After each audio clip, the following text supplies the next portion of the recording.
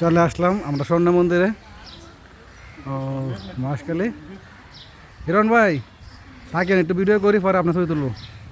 তারপরে আগে একটু ভিডিও করি, আপনাকে সবাই ভিডিও করতেছি এই স্যারকে নিয়ে।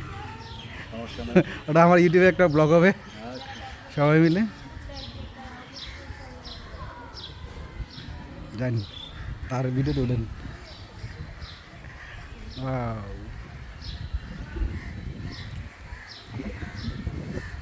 অনেক বড় স্বর্ণ মন্দির।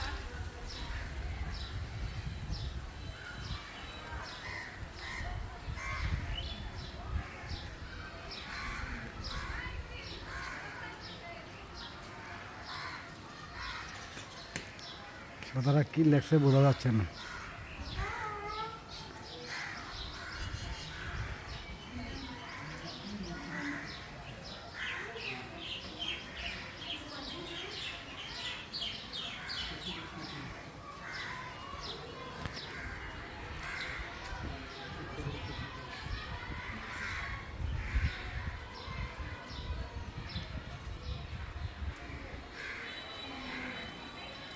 আর স্বর্ণ মন্দির বলতে কি স্বর্ণের আবরণ দেওয়া নাকি ভিতরে বুদ্ধিস্টের মনে হচ্ছে। হ্যাঁ হ্যাঁ অবশ্যই স্বর্ণের আবরণ দেওয়া, এই জন্য স্বর্ণ মন্দির নাম। ভিতরে যাওয়া যাবে না।